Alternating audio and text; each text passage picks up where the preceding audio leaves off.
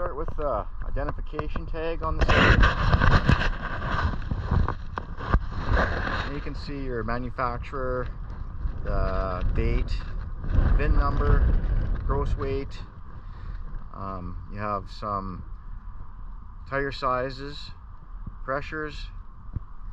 Below that is a tire chart with pressures and some different weights for your camper. Your battery is in behind your propane tanks. These aren't maintenance-free batteries, so you may have to add water to them at some point. When you're not using your unit, I would disconnect it, and for winter storage I would put it somewhere warm. Underneath that is your spare tire. It is bolted underneath. That's one thing I would make sure that you have the right size wrench to get that out. This is your propane cover, 2 20-pounders. Selector in the middle. You can spin it to whichever tank you want to supply. You got a power jack. There's an on and off switch for a light and up and down. Your breakaway here, this key pulls out. If the key is pulled out with your battery hooked up, it activates your brakes. If it is left like that for an extended period of time, it can do damage. So that's one thing to make sure that stays in.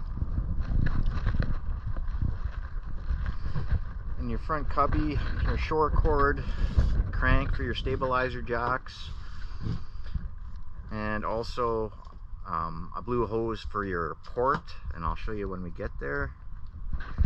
There's a little storage area up in there. This is where you fill your fresh water tank. The drain outlet, that'll be that's the drain for your water tank. On your slide underneath, you'll see that there's a couple arms. Just kind of keep an eye on that, make sure they stay clean, and everything should run smoothly for you.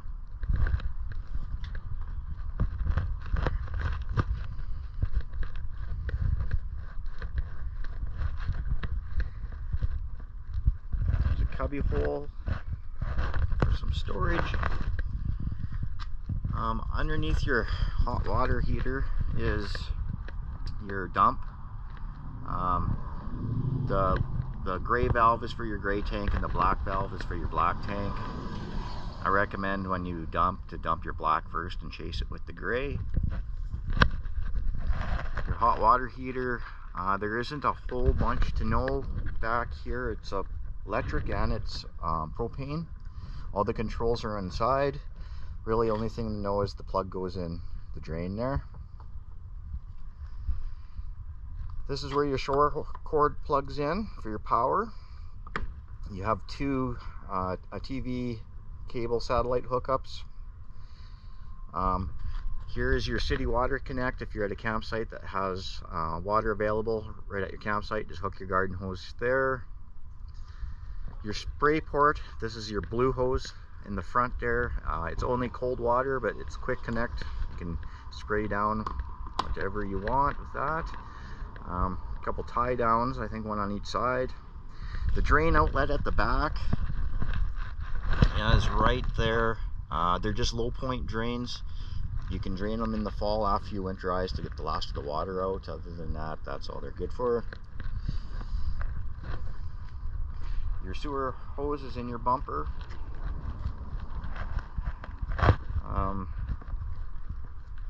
You have a back door, and the bottom bed folds up so you have storage in the back.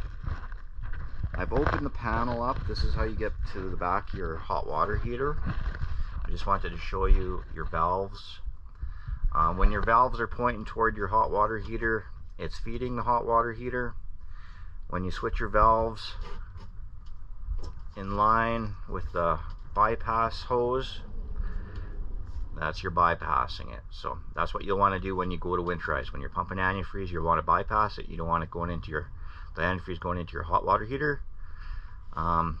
After, in the springtime comes, you're going to leave it like that. You're going to flush your antifreeze out with water. Once all the antifreeze is out, you'll switch them valves and you'll feed your hot water heater. Just remember to put your plug in. You're good to go. Everything's been dewinterized, so you are good to go. I will put the cover back on. This unit is equipped with a backup camera. The monitor is inside.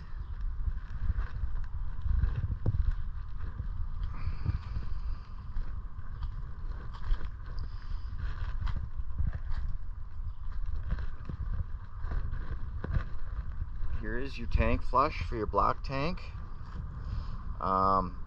Make sure that your valve is open when you flush it. It'll just fill your tank up otherwise. Cable hookup. If you want to put a TV outside here, this is where you hook it up. So this is an outlet. And then you have your 110 plug-in. The hole here is for your crank for your stabilizers. You can also use, if you can see that there, you can use that crank and you can crank the slide in manually if you need to. If you have no power or something's going on, you can crank the slide in or out manually there. And there's also a propane outlet there, quick connect, and that is for your gas grill. On these grills, the propane hose is already hooked up, so it always is here. You just have to hook it up.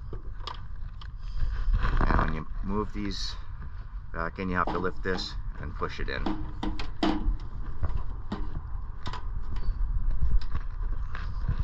You have a sink, mini fridge, some outlets, light.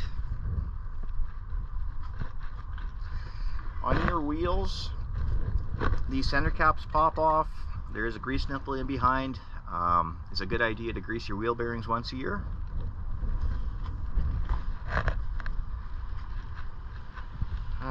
Vent for behind is the vent for the fridge here. There's no real reason to go in there. All the controls are on the inside. You have a couple outdoor speakers, a vent, exhaust vent for your range.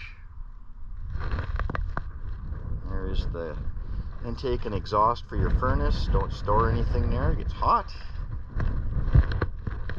Big power awning. I'll show you where the controls are for that inside. This plug-in here is for a solar panel.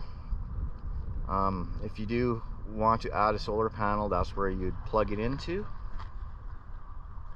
And you get a socket if you want to grab a drill. Use a drill for your jacks, your stabilizer jacks. You can use that socket. There's a light switch here. It operates your front cap lights. All right, let us go inside and show you inside.